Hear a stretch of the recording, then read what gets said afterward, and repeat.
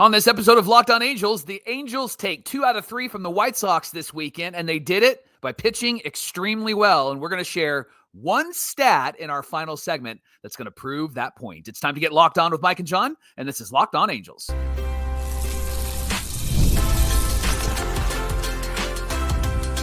You are Locked On Angels, your daily Los Angeles Angels podcast. Part of the Locked On Podcast Network, your team every day. Thanks for making Locked On Angels your first listen of the day. You can find us anywhere you get your podcast, including Apple Podcasts, Spotify, and SiriusXM by searching Locked On Angels. And if you'd like to give back to the Super Halo Bros for all the Super Halo content, here's some things that you can do. Leave us a rate and a review on Apple Podcasts. If you're watching on YouTube, hit that thumbs up button. And if you're not subscribed already, please subscribe and become a Locked On Everydayer. And whether you're watching or listening, come over to YouTube and leave a comment. It's one of the best ways to get in touch with us and be a part of the conversation. And today's episode of Locked On Angels is brought to you by FanDuel. Right now, new customers can get $200 in bonus bets when your first $5 bet wins. Happy Monday to you, and thanks for being here for this episode of Locked On Angels, where it's your team every day. You've got the Frisch Brothers here with you, a.k.a. the Super Halo Bros. My name is John, and that's my brother Mike. And my name is Mike, and that's my brother John. It's our 4th season as the hosts of Locked On Angels. We're here every weekday, Monday through Friday, 5 days a week, talking Angels baseball with you. Plus, Mike, do you see, we got Gavin Carlson back for the postcast. Doing a great job. Remember last year, everybody, that he did the postcast, but it was on the Locked On Sports Los Angeles page on YouTube. This year, he's doing the postcast on our actual Locked On Angels YouTube page. So after the game, if you want to gather with fellow everydayers, Gavin's got you covered. He's talking about the game for about 20 minutes afterward, and it's been really great so far. So shout out to Gavin for doing a great job. And again, we're here Monday through Friday, 5 days a week. So we're just trying to get you more Halos content through the Locked On Angels YouTube page. And then, of course, those postcasts will be in our audio feed as well. So with that said, make sure you're subscribed to Locked On Angels on YouTube, whether you're watching or listening or even watching us on TV. We'll see all that great content there as well. Hey, on today's show, we're talking about the rest of the weekend against the White Sox. Remember, there was no game Friday, which I hated because the longest Friday ever. Yeah, we couldn't redeem that loss from Thursday. So, Mike, let's get into Saturday's game and how the Angels were able to sneak away with 1-0 on Saturday. Yeah, let's start with the lineup in this one, John. We had a conversation on Thursday, and a lot of everydayers had the same thoughts we had. Tim Anderson batting 5th was not a good idea, and so Saturday's game came around, and this was the lineup. Ward, Shawnuel, Trout, Soler, and Moncada was in there at third base. Then Ohapi, Rengifo, Adele, and Newman. So glad to see that no Tim Anderson was in the lineup and no Tim Anderson at number 5. Now, I looked up the stats. Yoan Moncada is actually pretty good in the 5th spot. I had to go back to 2023 to get a larger sample size, but in 51 games, in 187 at-bats, he had a 278 batting average, a 320 on base, a 487 slugging, and an 805 OPS with 8 home runs and 25 RBIs. So this is a familiar spot to him. If you go back even the year prior, couple years prior, the 5th spot is a spot where he has really thrived. So I liked this decision better than Tim Anderson being there at number 5. And then we'll also talk about he played on Sunday, but he wasn't in the 5th hole. Moncada was back there again. So I like this a lot. John, why don't you start us in the top of the 1st inning as the Angels battled the White Sox starter, Jonathan Cannon? Yeah, things were off to a good start because they made him throw 34 pitches, including an 11-pitch at bat by Taylor Ward that led to a leadoff single. Mike, those Taylor Ward stocks, up, baby. I told you, I'm bullish on Taylor Ward. A second straight game where they made the starter throw a lot of pitches, but they didn't score a run and left 2 runners on base in that top of the 1st. Top of the 2nd, Luis Rengifo had a single and Adele walked with 1 out. Then Kevin Newman swung at the 1st pitch and grounded into a double play. And you and I and the families got to hang out on Saturday. Remember what you told me on Saturday after the Rengifo single and the Adele walk? Yeah, Joe Adele walks, first of all. He walks. He's taking pitches like we've hoped he would. And then Kevin Newman comes up and swings at the 1st pitch. I leaned over to you and I said, he's Kevin Newman. Kevin, you need to not swing at the 1st pitch. Right. 4 straight balls out of the strike zone.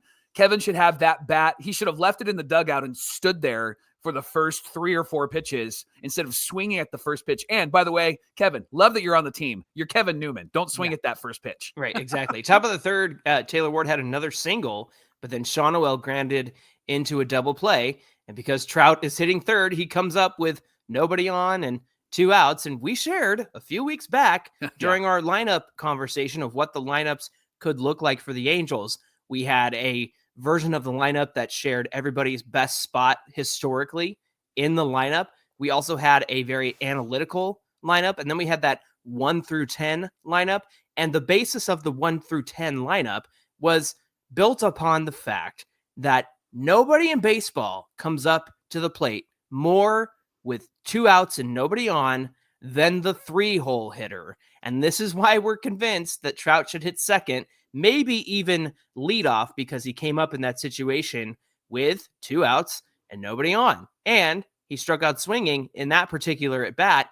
But again, it might have been a different situation if there were runners on base for Mike Trout. In the top of the 5th, Joe Adell hit an infield single, but then he pulled up, Johnny. It was announced that he had a left hip tightness issue. Joe said he's not too concerned about it. He said he felt something running down the line, just was a precautionary move, wanted to make sure that everything's good because it's still early in the year. He said it just felt kind of like some tightness to me, and we're going to get that worked out. Wash also said that he wasn't too worried about it either, and that Joe Adell is day-to-day. So Kyren Paris came in, and that ended up being one of the better moves for the weekend. He stole second base with 2 outs, but then Sean Noel strikes out looking after being up 3 balls and no strikes. John, if you and I are convinced that Trouty should be maybe number 2 or number 1 in this lineup, I think Nolan Shawnoel doesn't need to be number 2 in this lineup at all, because he's hitting everything on the ground. Yeah. And he's hitting everything to the right side, which is a tailor-made double play. And in this instance, he was up 3-0, and then he had a couple of pitches that were cookies down the middle that he just watched go by, didn't he? Yeah. The bat speed is not going to do anything to help your launch angle, and that's why he's hitting everything into the ground. And when you speed up your bat speed, naturally, you're going to pull everything. Yeah. And so it's just been, to the right side every single time. We saw some stuff up the middle and whatnot, but just feels like everything is to that right side. He fouled off a couple pitches on Sunday that went the other way, but they didn't land for hits. They were just fouls. Mike, it's got to be Rengifo in that number 2 spot, and it's somewhere that he's thrived before, unless they did something like, a different leadoff guy.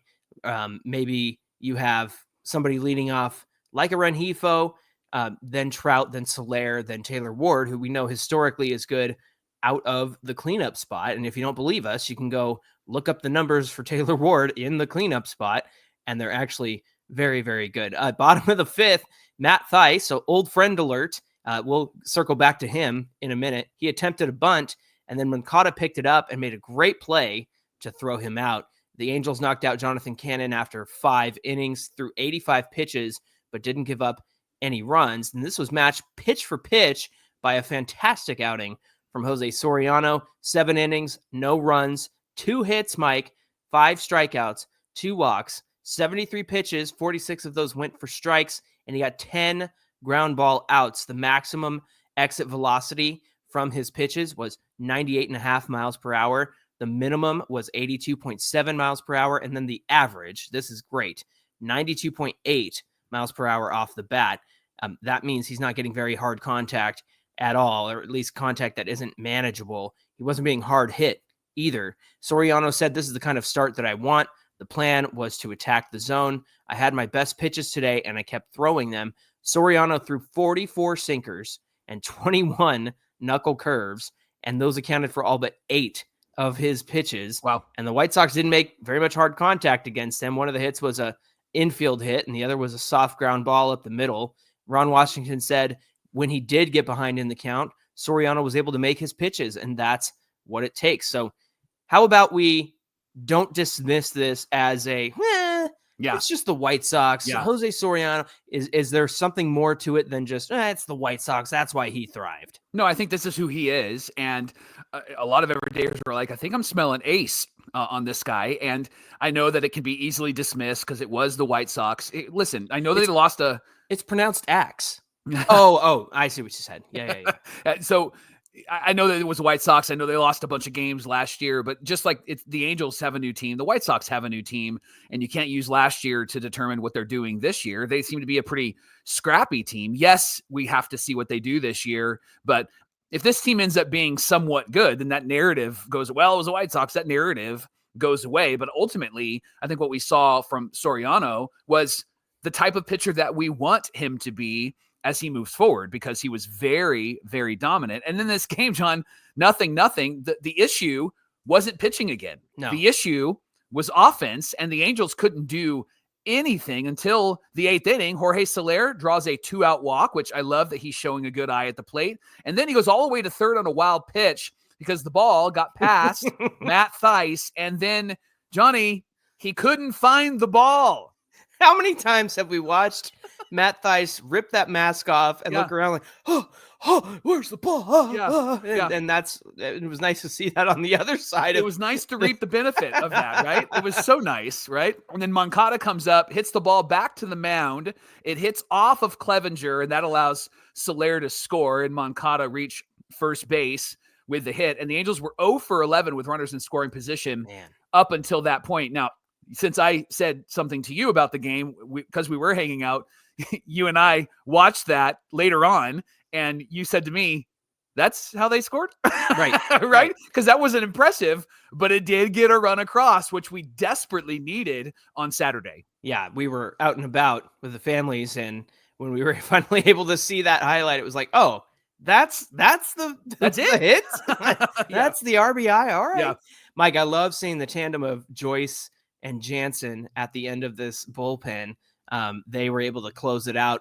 Kenley can just put the ball wherever he wants in the strike zone with that cutter. It's just so great to watch. We did have an everydayer who is a longtime Dodger fan. I'm not sure why they're here, but we're glad that you're here.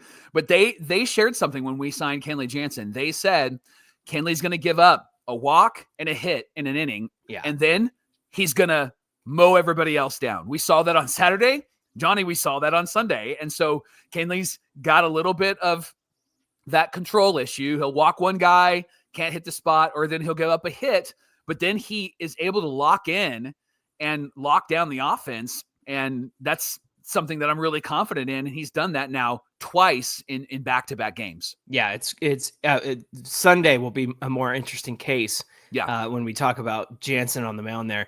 On the win, Wash said it only took one run to win that game. We scored it. They didn't. I'm not frustrated by that because we're going to get to where we're going to get things together offensively. I do believe that, they can't be this cold forever, but Wash has to know that his lineup construction, we're taking baby steps in the right direction, but I think that more can be done, Mike, based on what we've seen so far. Hey, thanks for making Locked On Angels your first listen of the day. Coming up in our last segment, we're going to share what this series taught us about the team. What did we learn? And what do we have to say heading into the St. Louis series after this Chicago series? We'll get into all of that coming right up. Well, it's almost Final Four time, and FanDuel is giving you a chance to get in on all of the action like never before. Right now, new customers can get $200 in bonus bets when your first $5 bet wins. That's $200 extra bucks to use on everything from buzzer beaters to Cinderella stories to who's cutting down the nets. And if you got your eye on a few underdogs this year, FanDuel makes it easy to back them with the spreads, totals, and game props with tournament games happening almost every day. And as we're winding down, we're getting closer to the Final Four. There's a lot to bet on, and FanDuel is right there for you, ready for you to use. Simple app to use. When you win, you get paid instantly, no waiting around. So visit FanDuel.com or download their app from the App Store and get in on all of the Final Four action all tournament long. This is the Locked On Podcast Network, where it's your team every day. And thanks for making Locked On Angels your first listen of the day. Friends, if you're looking for the best way to watch the Halos this season and you're ready to cut the cord with cable, or maybe you haven't had cable in a long time like me, I love it. It's so freeing. You can stream live Angels games through the FanDuel Sports Network, and there's no more in-market blackouts. It's very easy, It's very simple to use. You can use the promo code baseball30 to start your trial out with a 30-day extended free trial. So you can see if if it's your speed or if you'd want to prefer to watch something else. But this is the way to go because it's so simple. You can watch it anywhere, anytime. It's FanDuelSportsNetwork.com/packages. Again, use the promo code baseball30 at FanDuelSportsNetwork.com/packages. It expires May 2nd, so get in on the offer before then. And then afterward, it's $19.99 a month after that free trial. So just about $20 a month. That's like what, one coffee at Starbucks these days? No, I'm just kidding. But it's a great deal. You can cancel anytime during the free trial if you don't want to be charged. And of course, eligibility restrictions do apply. John, before Sunday's game, got word on 2 players. First, José Quijada cleared waivers and was outrighted to AAA Salt Lake. Surprise, surprise. Right. Knew it was going to happen. That happens a lot with some of those pitchers that the Angels have had for a while. So he's back at AAA Salt Lake. If they want to bring him up as an extra pitcher, they can do that, but he doesn't have any options to be sent down. So they would have to, again, go through the waiver wire to send him back down. Angel Perdomo was claimed off of waivers by the Athletics. So the Angels and A's will have to work out some sort of deal. Remember, they got Angel with cash considerations from the Braves. So maybe they just have cash considerations from the Athletics. Well, apparently the Athletics can spend whatever money they want now. It seems like it's not so hard to spend this year, Mike, compared to previous years for the Athletics. I mean, gosh, they really had to put their money where their mouth was, I guess, this year and, pay for some free agents and make extensions. It's almost as if the move to Vegas and also pressure from the players union caused them to spend some money this offseason when they could have done it all along. What a shocker. A little pressure, a little threat. Look what happens, huh? All right, so let's go to Sunday, John. Here's the lineup construction on Sunday, similar to what it was on Saturday, with one specific note, and I want to talk about him when we talk about Jack Kochanowicz, but Ward, Shonawell, Trout, that's the same. Soler, Moncada is the same. This would have been the Ohapi spot, but Travis d'Arnaud was in, and he played a pivotal role in Jack Kochanowicz's start, and we'll talk about that in just a second. Then it was Rengifo. Tim Anderson played shortstop, was batting 8th. I liked that. I liked him at the bottom of the order. And then Kyren Paris was in there at center field because Joe Adell is still out. So, well, and that was always going to be the case. Kyren Paris was going to get the start in center field at the end of this series, but just a little bit ahead of schedule with the fact that Adell needed the off day anyway, and Paris was in there Saturday. So turned out to be a good move, didn't it, Mike? And we'll get into that in a little bit. They struggled to score in the first 2 games. So it made sense that they score 2 runs in the first inning of the game. Ward reaches on an error by Jacob Amaya. Shonawell singles, Trout singles. So now the bases are loaded. The runners had to hold to make sure it dropped on Trout's single. Line drive. To right, yeah. Soler hits a sacrifice fly, which is great. Yohan Moncada grounded into a force out, but Shonawell scored. And so they ended the first inning 2-0. And that was like, I was able to catch that inning. And I thought, you know what? I know it wasn't pretty, but when you have the bases loaded and you walk away with 2 runs, I mean, it was all that stuff. It was sacrifice fly, a force out, and guys still scoring and productive outs, right, Mike? And so that was good to see. However, in the bottom of the first, this is something the Angels have long struggled with.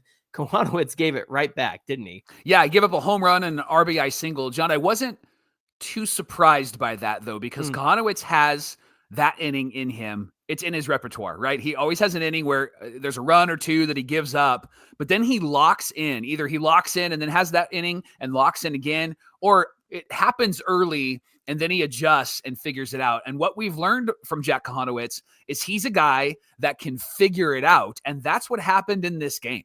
Yeah. So it was interesting because they realized that he didn't have his best sinker and that the White Sox had clearly scouted his sinker. Yeah. But also, when he gives up a home run, it's the sinker's not going down enough. It's not sinking enough. Right, Mike? And so him and d'Arnaud got together and ended up using the 4-seamer more often than the sinker.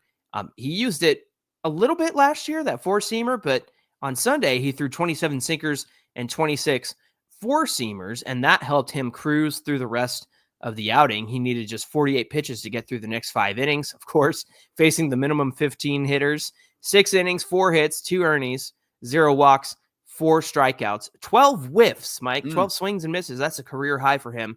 Quality start, throwing only 64 pitches. 64 pitches, John. Nintendo, 64 pitches. I love it. And then Soriano throwing around 70 pitches the day before. I mean, these guys are being what we want them to be. They're doing what Barry Enright wants them to do. And so this is why we just got to pause for a moment. What are the coaches doing? How come the coach pause for a moment? Like, look at the number of pitches that the 3 starters they threw in each of their starts. They were pitch efficient. They were throwing strike one. The only one that struggled with throwing strike one was Kikuchi, but he came back from 2-0 counts in the first inning 3 different times and was able to either get the batter out or strike the batter out. And so he got himself into a bit of a hole, but he figured it out. And then once he stopped overthrowing his slider, he was able to get strike one moving forward. But you saw Kochanowicz do that. You saw Soriano do that. And the results, John, is they're not laboring out there at all. They're hitting the strike zone and they're getting swings. And if they're having contact, those balls are going to the defensive guys in the infield or in the outfield. Yeah, absolutely. This is a great stat from Matt Birch, who does Angels PR. Jack Kochanowicz now has 9 quality starts within his first 12 games. Wow. First 12 career games, I'm sorry. Joining Jared Weaver, who has 11, Tom Murphy, who has 9, and John Lackey, who also had 9, as the only pitchers to do so in Angels history. That's some good company. Yeah. Right there. And listen to this. The Angels received quality starts from Yusei Kikuchi, Jose Soriano, and Jack Kochanowicz to open the season. The first time they've had 3 straight to open a year since 2011. Listen to this, Mike. Jared Weaver, Dan Herron, and Irvin Santana. Man, we're talking about it's been 14 years since they've been able to do that. And we got that this year from Kikuchi, Soriano, and Jack Kochanowicz. I think the pitching is going to be in good shape. I do have some thoughts about the pitching in our next segment, and I'll remind me to talk about Jack Kochanowicz there. But to see these results and what they've been able to do has been pretty cool. Ryan Zefferjon came in, and then the rains came down, and they had and to the floods came up, right? And they had to pause the game. There was 1 out with 1 on in the bottom of the 7th when everything stopped. Then about a 2-hour delay, Ben Joyce comes in. It was like 2 hours and 45 minutes. It was almost 3 hours. It was a long delay in Chicago. They had a tough time covering up the field with the tarp. Oh my gosh! Did you see? Terrible. He used like the field manager. God bless him. He's like 56 years into this and had to use like 1 ton's worth of drying, whatever it is they use the product out there. And he said he'd never seen anything like it. But this is why it's ridiculous the Angels don't have an opening series on opening week. It's like this would not have happened in Anaheim. So maybe next year we can actually get an opening day game in Anaheim. That would be very nice, MLB. That'd be and great. Rob Manfred. Right. So Ben Joyce comes in. He inherits a runner at second and a 3-2 pitch on Miguel Vargas with 1 out. So he throws the ball forward to Vargas. That gets charged to Zefferjon. Then he throws a wild pitch, and everybody was like, oh, dear God, what's going to happen here, right? But then gets the next 2 batters to pop out and then foul out. So the Angels are out of the inning. Then in the 8th inning, with about 4 people in the stadium because of the rain delay, not because the White Sox are bad, Kyren Paris comes up and he jacks a home run to left field. And Wayne Randazzo had a great call. You got to check it out. Wash on Kyren Paris. He said this: he's matured. He's growing up.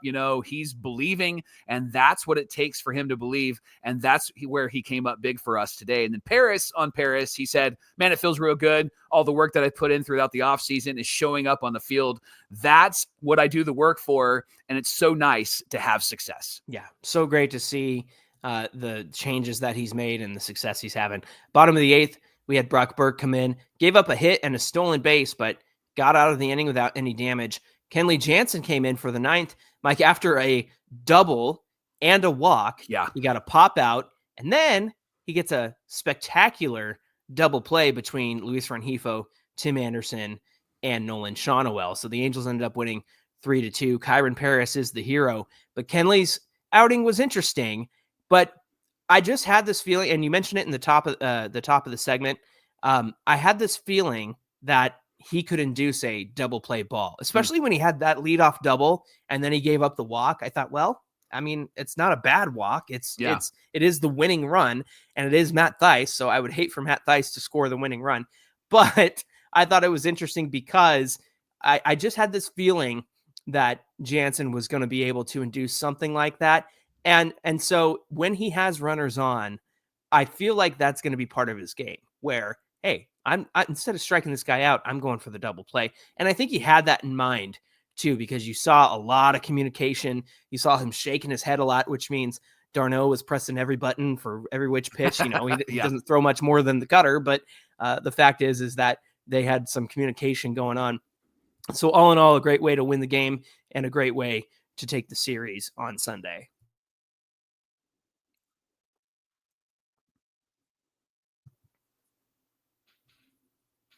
Johnny, one stat that stood out over the weekend was this stat. The Angels' whip, starters and relievers over the weekend, was 0.87. Wow. So they were averaging hits and walks per inning, less than one hit or walk per inning or combined per inning. And so they were spectacular this weekend. 24 innings pitched, a 1.88 ERA.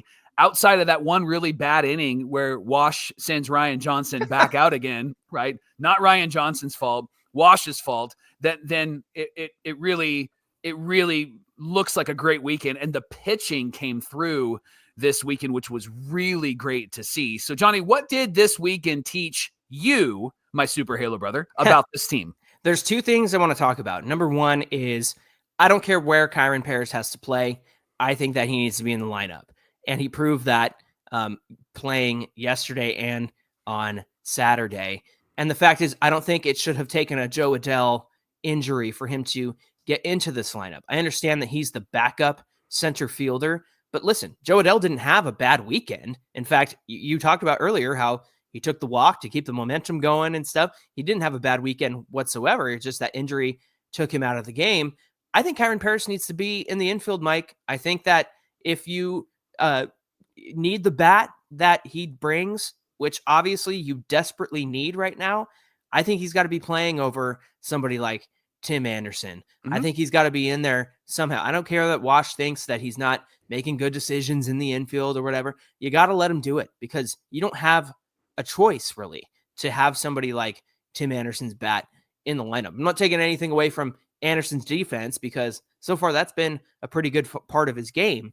But at the same time, you've got to get Kyren Paris in your lineup. You don't have the luxury of not having his offensive bat in there to do some damage. Second quick thing is, Mike, I think I know why. And I alluded to this last week when we talked about the order of the starting rotation. I'm concerned that after seeing Soriano, the White Sox were able to prepare more against Jack Kochanowicz because they have very similar repertoires with that sinker, right? Everything going downward. Like, I know that Soriano has the sinker and he's got the knuckle curve and whatnot.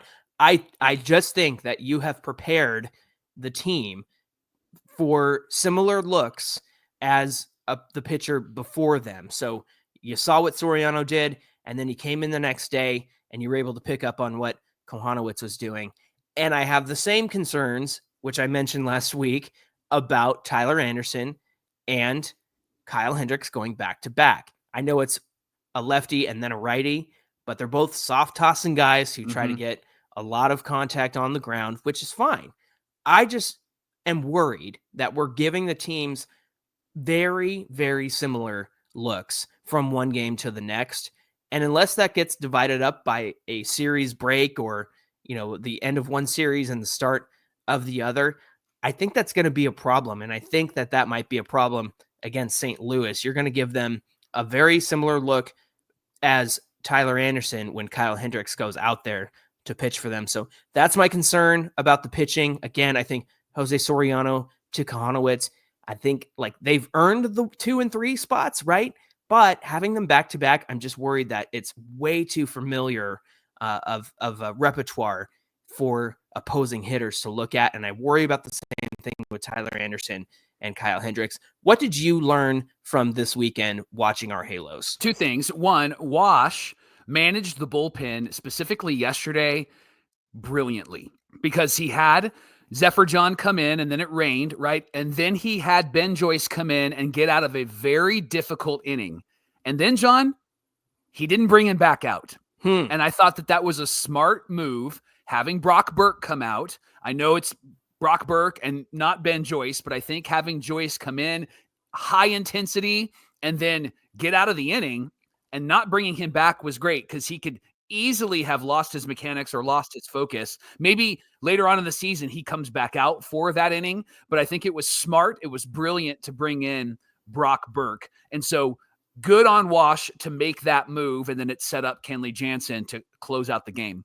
Where I think that Wash needs to not be so much of a traditionalist and stuck in the mud is he's just got to give an affirmation to the younger players and let them play, let them run. And I think, Johnny, that Perry Manassian had a phone call or a face-to-face with Wash and said, bro, we're putting Kyren Paris in and we're going to let him go. And I know that the plan was possibly having him in there anyway on Sunday, but with the injury, it kind of opens up that opportunity. I think what Kyren has proven, stealing a base, hitting a home run, I know that there was a ground ball double play in between that. I think what he's proven is that he is somebody that can rise to the occasion. And so you have to give him that opportunity and you have to continue to give him that opportunity. Don't cut his legs out from underneath him because you have a veteran like Tim Anderson that you want to honor and respect. You can honor and respect them by saying, you made the team, bro, but you need to have the players out there that are going to help you win.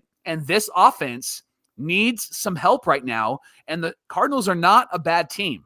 So they need some bats. Because I think the pitching is going to be pretty solid for them.